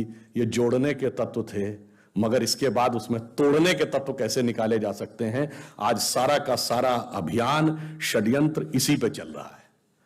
अगर आपको ध्यान हो, शिवाजी की जब सेना चलती थी तो उसके लिए जो बोला जाता है उसी नाटक में, वो क्या है? साजी चतुरंग सैन अंग में उमंग धारे, सारे जा शिवाजी जंग जीतने चलत है। ये तो समझ में आएगा, वो चतुरंगणी सेना को सजाकर शिवाजी जंग को जीतने के लिए चलते हैं। आगे कहते हैं, भूषण भनत नाद बिहद नगारन के, नगाड़ों का नाद इतना वृहद है कि नदी नदमद गैबरन में रलत, ऐसा नदी और नारे लहराना शुरू कर देते हैं। और ऐल फैल खैल बैल खलक में गैल गैल, जब वो फैलती उनकी सेना निचले इलाकों में जाती है तो ऐसा गुबार उठता है कि गजन की पैल ठैल सैल उछलत हैं। गज मतलब हाथियों की पैर की धमक से ऐसा लगता पर्वत उछलने लगते हैं। और उससे जो धूल निकलती है उससे लगता है सूर्य इस कदर ढक जाता है कि वो तारे जैसा दिखने लगता है। तारा सो तरनी धूरी धरा में परती जी में। और फिर वो कहते हैं, ऊपर से जब देखते हैं तो ऐसा लगता है कि उनका एक समुद्र है सेना का। और वो कैसा दिखता है? धरती के ऊपर जैसे थाली पर आप पारे को रख दें तो पारा हिलता डुलता दिखता है, तो ऐसा लगता है उनकी सेना का समुद्र इस धरती रूपी थाली के ऊपर हिलता हुआ चला, थारी पर पारा पारा वारियों हलत है। अब ये तो अर्थ बताया, मगर इसी को जब पूरे धुन में गाया जाता था, जो उसकी रिदम थी, उसको आप सुनिए तो आपको एक अलग अनुभूति होती है। क्या कि साजी चतुरंग सैन अंग में उमंग धार, सारजा शिवाजी जंग जीतने चलत है। भूषण बनत नाद बिहद नगारन के, नदी नद मद गैवरन में रलत है। एल फैल खैल बैल खलक में गैल गैल, गजन की पहले ठैल सैल उछलत है। और तारा सुतरनी धूरी धरा में परती जी में, थारी पर पारा पारा वारियों हलत है। अब बताइए, इससे बढ़िया रैप मिलेगा कहीं? इससे ज्यादा टंग ट्विस्टर कोई मिलेगा कहीं? इससे ज्यादा राष्ट्रवाद की प्रेरणा मिलेगी कहीं? इससे ज्यादा उत्साह मिलेगा? उसकी बजाय अंग्रेजी के आतुकांत शब्दों को जोड़कर रैप बनाते हो। मेरे भाई, भाषा की महानता देखो, संस्कृति की विराटता देखो, उसके अंदर मिलती हुई प्रेरणा देखिए, तो सारी की सारी चीजें आपको एक साथ नजर आती हैं। इसलिए मैं अंत में यह कहना चाहता हूं, फिर भी कुछ चीजें बहुत ध्यान रखने की होती हैं। जानते हैं क्या होता है? हमारे सारे धर्म ग्रंथ कुछ प्रेरणा देते हैं। जब माता सीता का हरण करने के लिए रावण आया था तो आसुरी वेश में आया था क्या? साधु का वेश बना के आया था। तो अक्सर आसुरी शक्तियां साधु का आवरण ओढ़ के आती हैं। वो अपने को कहती हैं हम लिबरल हैं, ह्यूमनिस्ट हैं, हम तो ओपननेस की बात करते हैं, फ्रीडम ऑफ स्पीच की बात करते हैं। और इतनी मजेदार बात यह है कि इसमें सबसे ज्यादा जानते कौन सी दो शक्तियां एक हो जाती हैं जो सीए के आंदोलन से आते हैं? देखो, लेफ्ट लिबरल कम्युनिस्ट और कम्युनिस्ट और फंडामेंटलिस्ट मुस्लिम। और मजे की बात यह है कि आप दुनिया में एक कम्युनिस्ट देश बताइए जहां तोप लगा के मस्जिदें न उड़ाई गई, चाहे रशिया हो या चाइना। और एक मुस्लिम देश बता दीजिए जहां कम्युनिस्ट पार्टी प्रतिबंधित ना हो। अच्छा चलिए, एक कम्युनिस्ट देश बताइए जहां फ्रीडम ऑफ स्पीच हो, और एक मुस्लिम देश बताइए जहां फ्रीडम ऑफ स्पीच हो। तो गजब है साहब। पूरी दुनिया में जो एंटीथीसिस है फ्रीडम ऑफ स्पीच और लिबरलिज्म के, और इतना ही नहीं, एक दूसरे से ऐसे दुश्मनी है, मतलब उसको शब्दशः न लिया जाए, मैं प्रतीक में कह रहा हूं, सांप नेवले की लड़ाई है। वो यहां पे आके एक होके हमको लेफ्ट लिबरल होने का ज्ञान देते हैं। इसे ही कहते हैं कि कैसे आवरण में धड़कर आता है और आपसे कहता है मर्यादा की सीमा के बाहर आ जाओ लक्ष्मण रेखा के, और गलती से कोई चला जाए तो बस फिर क्या गति होती है? तो रावण के चंगुल में जाना पड़ता है। इसीलिए, और वो चीज क्या है, अब एक और बात समझिए, एक दूसरे प्रकार का भी रावण आ रहा है जिसे समझना चाहिए। थोड़ा सा विषय लेके बताना चाहता हूं। ये रावण के 10 ही सिर क्यों थे? 8 या 12 क्यों नहीं? 20 या 25 क्यों नहीं? और एक सर कटता था, दूसरा क्यों उगाता था? और अगर 10 ही सिर थे तो उसका नाम दशानन क्यों था? 10 मुख वाला क्यों था? 10 शीश, 10 ग्रीव, 10 कंधर, 10 उदर क्यों नहीं था? एक्चुअली में रावण के 10 सिर 10 इंद्रियों के प्रतीक हैं, और दशानन इसलिए कि 10 इंद्रियों की खुली हुई बहिर्मुखी पिपासा, the extrovert tendency of all the 10 senses. एक सर कटेगा, दूसरा उगाएगा। इसका अर्थ क्या हुआ कि एक किसी इंद्रिय की इच्छा पूरी करो, immediately it get replaced by other, even God can not stop it. इसलिए यानी क्या है, वही जो आजकल कंज्यूमरिज्म, मार्केटिज्म बच्चों को पढ़ा रहा, दिल मांगे मोर और चाहिए, हर गाड़ी भी चाहिए, ये भी चाहिए, तो 3 प्रकार की ड्रेसेस चाहिए, 6 प्रकार की स्ट्रिप्स चाहिए, जूते अलग प्रकार के चाहिए, फिर ये भी खाने में चाहिए, 56 प्रकार की आइसक्रीम चाहिए, वगैरह वगैरह। और वो 10 इंद्रियों, और उसको कभी समाप्त नहीं हुआ। एक सर कटेगा, दूसरा उगाएगा। जिस दिन आपके पास कार आएगी, आपको बड़ी कार की चाह हो जाएगी, फिर मर्सिडीज, फिर BMW, फिर प्राइवेट जेट, और प्राइवेट जेट में भी सुपरसोनिक जेट, और फिर पता नहीं क्या क्या होता रहेगा, उसका कोई अंत नहीं रहेगा। तो आखिर में उसको समाप्त कौन करेगा? धर्म की स्थापना कैसे होगी? राम समाप्त करेंगे। राम शब्द का अर्थ है रमन्ते इति रामा। रम शब्द का अर्थ होता है रमना, किसी में सेटिल होना, रमणीक स्थान, रमता जोगी। रमन्ते इति रामा वह तत्व जिसमें सारा संसार सेटिल्ड है, the element in which the entire universe is beheld. वो एब्सोल्यूट एलिमेंट है राम। और राम के पिता कौन है? दशरथ। जब 10 इंद्रियों को रथ लेंगे तो हृदय में वो एलिमेंट पैदा होगा जो 10 इंद्रियों की बहिर्मुखी पिपासा को नष्ट करेगा। तो रावण कई प्रकार से आ रहा है, वो लेफ्ट लिबरल बन के भी आ रहा है, और वो बन के, और देखिए कितनी मजेदार बात है, महिला एक्टिविस्ट जो लेफ्ट लिबरल थी, जो मिनी स्कर्ट पहनने को लेकर तो बहुत आक्रामक हो जाती थी, और वही हिजाब के साथ खड़ी थी, बुर्के के साथ। मतलब इससे बड़ा आप डाइकोटोमी ऑफ द कैरेक्टर नहीं देख सकते। और इतना ही नहीं, वो ट्रिपल तलाक और हलाला के भी पक्ष में खड़ी हुई थी।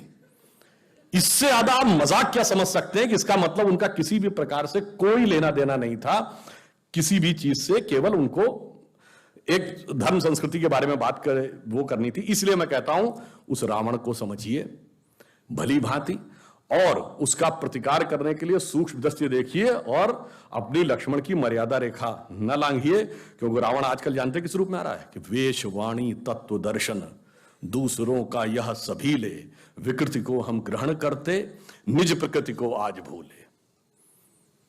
हो गए हैं स्वप्न सब साकार, कैसे मान ले हम, संगा गीत था, टल गया सर से व्यथा का भार, कैसे मान ले हम। तो समझिए वो उस रूप में आ रहा है। और फिर अंत में कहता हूं, मगर अब जरा गौर से देखिए ये देश जा कहां रहा है। 2 मिनट और लेता हूं। जिसको लोग कहते हैं ना ये तो बड़ा एक्सट्रीम राइट विंग आइडिया है, वो एक्सट्रीम राइट विंग की डेफिनेशन हर 20 साल में बदल जाती है। और वो राइट विंग अब सेंट्रिस्ट आइडिया हो जाता है। उसकी शुरुआत यहीं से हुई थी। 1905 में जब लोकमान्य तिलक ने पूर्ण स्वराज की बात कही थी तो उनको क्या कहा गया था? Right wing fundamentalist. ये क्या बात कर रहे हैं? अरे भाई, वायसराय की एग्जीक्यूटिव काउंसिल में कंसेशंस की बात थी, पूर्ण स्वराज की बात कहां से ले आए? ये तो एक्सट्रीम राइट विंग आइडिया है। लोगों ने कहा ये हो ही नहीं सकता, ये असंभव है। अरे अंग्रेज के राज में सूरज नहीं डूबता है। ये 1905 का दशक था। आपने देखा 20 साल गुजरे, तिलक के मित्र गोखले, गोखले के शिष्य Gandhi, the movement for Swaraj has become a reality. यानी जो राइट विंग आइडिया था वो अब मॉडरेट एंड एक्सेप्टेड आइडिया हो गया। अब वहां राइट विंग कौन थे? कांग्रेस के अंदर का जिसको हिंदू एलिमेंट कहा जाता था या हिंदूवादी विचारधारा के नेता कहे जाते थे, सरदार पटेल, के.एम. मुंशी, राजेंद्र प्रसाद, सी राजगोपालाचारी, पुरुषोत्तम दास टंडन, मदन मोहन मालवीय। और 20 साल गुजरे, 47, स्वतंत्रता के बाद ये सब सरकार के हिस्से हो गए। अब ये एक्सेप्टेबल हो गया राइट विंग। अब राइट विंग का प्रतीक कौन था? श्यामा प्रसाद मुखर्जी, दीनदयाल उपाध्याय, जो सांस्कृतिक राष्ट्रवाद की बात कर रहे हैं 50 के दशक में। और 20 साल गुजरे, याद करिए 60 के दशक का अंत होते होते पुराने लोगों को याद होगा कि लोहिया जी और दीनदयाल जी के बारे में कहा जाए, दीनदयाल जी ने कहा लोहिया जी राष्ट्रवादी समाजवादी हैं और लोहिया जी ने कहा दीनदयाल जी समाजवादी राष्ट्रवादी हैं। और हमारी संयुक्त विधायक दल की सरकारें बन गई कई राज्यों में। अब वो extreme right wing idea moderate and accepted हो गया। अब 70 के दशक में राइट विंग का प्रतीक कौन था? अटल बिहारी वाजपेयी, हिंदू तनमन हिंदू जीवन, रग रग हिंदू मेरा परिचय। और 20 साल गुजरे, 90 का दशक, अब अटल जी एक्सेप्टेबल थे, अब अडवाणी जी राइट विंग थे। सौगंध राम की खाते हैं, मंदिर वही बनाएंगे कह रहे हैं, बताइए कैसे हो सकता है? और 20 साल गुजरे, 2010 का दशक, अब अडवाणी जी स्वीकार थे, मोदी जी राइट विंग है। मगर आप 125 साल में देखिए, वो उत्तरोत्तर the direction of Indian politics is going in right direction. इसलिए आप यह विश्वास रखिए कि नियति ने तय कर रखा है कि अगले 20 साल बाद क्या होने जा रहा है। इसमें कोई संशय मत रखिएगा। जिन्होंने इस देश की सबसे पुरानी पार्टी, जिसपे मैं मजाक में कहना चाहूंगा, जो ग्रैंड ओल्ड पार्टी कहती थी, घर में जो चीजें बहुत पुराने हो जाते हैं तो कहते हैं भाई ये पुराने हो गए कपड़े, पुराने, फिर कहते हैं बहुत पुराने हो गए, फिर अगली स्टेज होती पुराने धुराने हो गए, फिर होता है कि फटे पुराने हो गए। तो वो उत्तरोत्तर उस स्थिति में जा रहे हैं। और left is left from all over the world accept north Korea and Cuba. China तो नाम का लेफ्टिस्ट है, वो तो कैपिटलिस्ट से भी ज्यादा बड़ा कैपिटलिस्ट है। तो इन दो जगहों के अलावा अभी वो और दो जगहों पे बचे हुए हैं, एक है केरल और एक है Indian intellectual establishment and media. क्योंकि लास्ट में जिसे कहते हैं रस्सी जल गई पर बल नहीं गया, आज एक भी सांसद नहीं है, पर एस्टेब्लिशमेंट पे आज ऐसा कब्जा है कि जो कश्मीर फाइल्स में वो डायलॉग था ना, उसको गंभीरता समझने की बात है। सरकार भले ही उनकी हो, सिस्टम हमारा है। तो वो अभी ऐसी ऐसी जगहों पे हैं कि यूपी में बुलडोजर चला था ना, बुलडोजर से काम नहीं चलेगा, वैक्यूम क्लीनर लाना पड़ेगा, ये देखना पड़ेगा कि कहां कहां पे हैं। तो वो सारी चीजें अपनी जगह समाप्त हो रही हैं। अभी बंगाल में कहा गया भाजपा हार गई। अरे क्या बात आप कर रहे हैं? Just 10 years back in 2011, other than China, the biggest population under left rule was West Bengal. वहां से लेफ्ट साफ, नहीं लाल भी साफ, हरा भी साफ। अब बंगाल में इस बात तो हो रहा है कि हम गहरे भगवे नहीं, हम हल्के भगवे हैं, चंडी पाठ करके दिखा रही ममता। उसके बाद आप कह रहे हैं भाजपा हार गई। साहब इतना बड़ा वैचारिक परिवर्तन आया और कम्युनिस्टों का कितना बड़ा पतन आया। जो कहते थे धर्म एक अफीम है, वो फुरफुरा शरीफ के गद्दी नची पीरजादा अब्बास सिद्दीकी के सजदे में गठबंधन कर लिया बंगाल में धर्म गुरु के साथ। जो कहते थे धर्म एक अफीम है, जो वंशवाद के खिलाफ थे, केरल के मुख्यमंत्री ने अपने दामाद को टिकट देके मंत्री बना लिया, मोहम्मद रियाज को, पिनारी विजयन ने। तो उनके सारे विचार समाप्त हो गए। अब आश्वस्त रहिए। देखिए प्रकृति की नियति एकदम साफ है। मोदी जी के नेतृत्व में हम जिस दिशा में आगे बढ़ रहे हैं, ये सिर्फ मोदी जी नहीं है, ये मोदी जी नियति के बड़े परिवर्तन का एक माध्यम है। कैसे?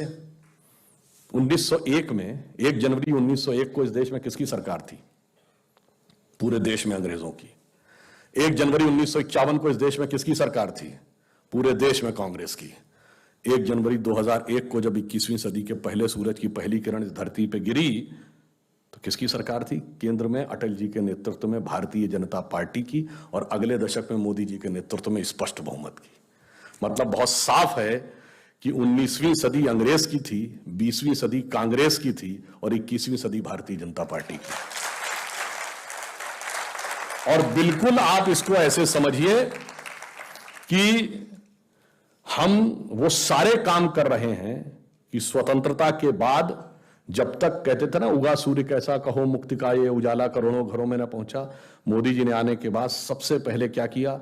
बिगेस्ट फाइनेंशियल इंक्लूजन, 42 करोड़ लोगों को जोड़ा। फिर क्या किया? Biggest food grain distribution, biggest vaccination, biggest health care programme. Ujjwala Yojana में चाहे गरीब महिलाओं को गैस देना हो, शौचालय देना हो, घर देना हो, पहले समाज के सबसे कमजोर तबके को सशक्त किया, फिर इस देश को सशक्त किया। डिफेंस प्रोडक्शन में पहली बार यह देश आत्मनिर्भर हो रहा है। और मजे की बात यह कि मैं तो उत्तर प्रदेश से आता हूं, 2 डिफेंस कॉरिडोर हैं तमिलनाडु में और यूपी में। अब ब्रह्मोस मिसाइल, पहली बार intermediate range missile Bharat export करेगा। फिलीपींस पहला देश बना जिसने भारत को ऑर्डर बुक किया है। उसका एक हिस्सा लखनऊ के डिफेंस कॉरिडोर में ही बनेगा। बताइए, यूपी में उससे पहले कट्टे बना करते थे, अब जो है ब्रह्मोस मिसाइल बनेगी। इतना बड़ा परिवर्तन आपको आता हुआ दिखाई पड़ रहा है। ये हमने चाहे जमीन से परिवर्तन हो और चाहे सोच में परिवर्तन हो, कि काशी विश्वनाथ भी उठते हुए दिख रहे हैं, राम मंदिर की पताका भी दिख रही है, और फिर चाहे केदारनाथ में शंकराचार्य जी की मूर्ति हो, या तेलंगाना में रामानुजाचार्य जी की मूर्ति हो, या गुजरात में हनुमान जी की मूर्ति हो। और बदलाव देखिए कितना बड़ा आ रहा है कि मैंने कहा ना कि ममता जी चंडी पाठ कर रही हैं, प्रियंका जी देवी स्तुति कर रही हैं, केजरीवाल हनुमान चालीसा पढ़ रहे हैं, और अखिलेश यादव को तो सपने में भगवान नजर आ रहे हैं। उसके बाद लोग कहते हैं परिवर्तन नहीं दिख रहा है। साहब, बदले बदले मेरे सरकार नजर आते हैं, क्योंकि दिल्ली में बैठे हुए मोदी सरकार नजर आते हैं। इसीलिए मैं कह रहा हूं यह काल चक्र का परिवर्तन है। कोई आपसे कुछ भी बहस करे, कह दो भाई तुझे काल चक्र के साथ आना हो तो आ जा, नहीं आना हो तो तुम्हारी नियति है, क्योंकि यह तो तय है कि अब भविष्य में होना। मगर बस एक बात ध्यान रखिए, भगवान कृष्ण ने सारा उपदेश दिया था गीता का, उसके बाद भी क्या अर्जुन को कॉन्फिडेंस आ गया था? नहीं आया था ना। उसने कहा महाराज सब कुछ ठीक है, पर कैसे इतने शक्तिशाली लोग कैसे लड़ेंगे? तो फिर भगवान को विराट रूप दिखाना पड़ा था। और उसके बाद उन्होंने कहा देखो, ये तो नियत ने तय कर रखा है कि तुम्हें सिंहासन में बैठना, बाकी सबको भूमि पे पड़ा होना है। तो उन्होंने कहा महाराज जब ये तय है तो फिर आप पलक झपकाइए, मैं सिंहासन बैठा हूंगा और बाकी भूमि पे होंगे, फिर काहे बात का रक्तपात? उन्होंने कहा तय तो है, पर मिलेगा कर्म के सिद्धांत के अनुसार ही। तो उसी प्रकार भगवान ने नियति तो दिखा दी है, बस आपको कर्म करना है। जैसे आपके मोबाइल में कोई गाना टेप है तो बजेगा तो वही जो टेप है, पर एक बार पुश तो करना पड़ेगा ना। तो बस उंगली का सही प्रयोग करते रहेंगे और सबको प्रेरित करते रहेंगे कि उंगली का सही प्रयोग करें तो सब सही दिशा में जाता रहेगा। और ये भी आप बात समझिए, हम सब यदि बुद्धिजीवी हैं तो मां सरस्वती के साधक हैं। उनका आसन क्या है? कमल। और दूसरी आवश्यकता आजकल मां लक्ष्मी की रहती है, उनका आसन क्या है? कमल। तो कमल जितना मजबूती से खिला रहेगा, समझिए उतना ही सरस्वती जी और लक्ष्मी जी दोनों की कृपा रहेगी। तो इसमें आप इसको विधिवत समझिए। और एक और जो परिवर्तन आया देश में, वह भी समझिए कि इससे पहले हमें सॉफ्ट स्टेट माना जाता था। हमें यह माना जाता था कि मतलब दुनिया में कहीं होता है बड़ा ताकतवर छोटे कमजोर को सताता है, यहां छोटा कमजोर हमको सताता था, हम सिर्फ ये कह रहे थे मुझे सताया जा रहा है। अब मोदी जी ने आने के बाद वो खत्म कर दिया और उन्होंने दिखा दिया कि द एरा ऑफ इंडिया जो सॉफ्ट स्टेट इज ओवर। चाहे सर्जिकल स्ट्राइक हो या बालाकोट हो, जो परिवर्तन आया वो इतना बड़ा परिवर्तन आया कि पहली बार पाकिस्तान की नेशनल असेंबली में इमरान खान ने कहा कि जो बालाकोट में इन्होंने किया उससे ज्यादा खौफनाक करना चाह रहे हैं। याद करिए, शाह महमूद कुरैशी ने कहा कि आर्मी चीफ, ये पाकिस्तान के नेशनल असेंबली में बोला है कि नए आर्मी चीफ आए और उनके पैर कांप रहे थे, उन्होंने कहा खुदा का वास्ता अभिनंदन को वापस कर दीजिए वरना शाम तक इंडिया अटैक कर देगा। इतना बड़ा परिवर्तन कभी देखा था? ये क्यों हुआ? क्योंकि हमने भगवान के सब रूपों की आराधना की है। वो रूप क्या है? बहुत दिन हम सुने थे, ठुमुक चलत रामचंद्र बाजत पैजनिया, ये हम लोगों ने सबने बचपन में ये सुना है। हमने वो भी रूप देखा, तो अब जरूरत पड़ने पर तो ये भी रूप दिखेगा कि धमक चलत रामचंद्र हालत लंकनिया। इसलिए सब कुछ तय है, आश्वस्त रहिए।